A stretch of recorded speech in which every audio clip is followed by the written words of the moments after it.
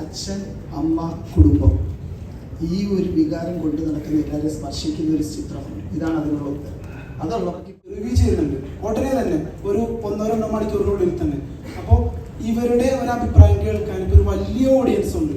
അപ്പോൾ അത്തരത്തിൽ ഒരു പ്രമുഖ റിവ്യൂവർ ഈ സിനിമയെ കുറിച്ച് പറഞ്ഞ റിവ്യൂവിൽ ഇങ്ങനൊരു വിമർശനം കണ്ടു. ശരിക്കും ആ വിമർശനവും ആ റിവ്യൂവർക്ക് ഒരുപാട് വ്യൂസ് ഒക്കെ കിട്ടുന്നതാണ്. പക്ഷെ അത്തരത്തിലുള്ള വിമർശനങ്ങൾ വരുമ്പോൾ ഈ സിനിമയെ ഒരു നെഗറ്റീവായിട്ട് അത് ബാധിക്കുമല്ലോ എന്ന് വിചാരിച്ച് നിങ്ങളുടെ ഭാഗത്തു നിന്ന് തന്നെ ഒരു ക്ലിയറൻസ് കിട്ടാൻ വേണ്ടിയിട്ട് കൂടിയാണ് ഞാൻ അങ്ങനെ ചോദിച്ചത്. ഓക്കെ, അത് കുഴപ്പമില്ല. അത് പറഞ്ഞൊരു ഉണ്ണി നേരത്തെ പറഞ്ഞൊരു വളരെ പ്രസക്തമായിട്ടുള്ള വാക്യമുണ്ട്. അച്ഛൻ, അമ്മ, കുടുംബം, ഈ ഒരു വികാരം കൊണ്ട് നടക്കുന്ന എല്ലാവരെയും സ്പർശിക്കുന്ന ഒരു ചിത്രമാണ്. ഇതാണ് അതിനുള്ള ഉത്തരം. അതുള്ളവർക്ക് ഈ പടം വർക്കാവും.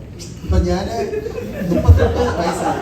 ഇന്നും ഈ സമയത്ത് ഞാൻ ലാൽസാറിനോട് വളരെ തിരക്കിലൂടെ കാര്യങ്ങൾ ഓടി നടക്കുമ്പോൾ എൻ്റെ അച്ഛനും അമ്മയും എന്നെ ഒരു 8 മണി കഴിഞ്ഞ് വിളിക്കുമ്പോൾ എനിക്കൊരു സന്തോഷമാണ്.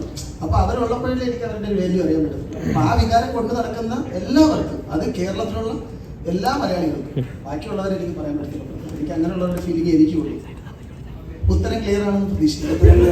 അല്ല, അപ്പൊ ഇത്തരത്തിലുള്ള പ്രമുഖ റിവ്യൂവേഴ്സ് ഇപ്പൊ ശകുനം മുടക്കി എന്നൊക്കെ പറഞ്ഞ പോലെ പ്രേക്ഷകർ മുടക്കി എന്ന് തോന്നുന്നുണ്ടോ? അല്ല, അങ്ങനെയല്ല. അവർക്ക് ആർക്ക് വേണോ അവരുടെ അഭിപ്രായം പറയാനുള്ള വേദിയുണ്ട്. ഇപ്പൊ ഞാൻ ഒരു സിനിമ കണ്ടു കഴിഞ്ഞാൽ ഞാൻ നാട്ടുകാരുടെ അടുത്ത് പോയിട്ട് അവരുടെ എങ്ങനെയുണ്ടെങ്കിലും ചോദിക്കാം. എനിക്ക് ഏറ്റവും വിശ്വസ്തനായിട്ടുള്ള ആൾക്കാരുടെ അടുത്ത് എങ്ങനെയുണ്ടെന്ന് ചോദിക്കും.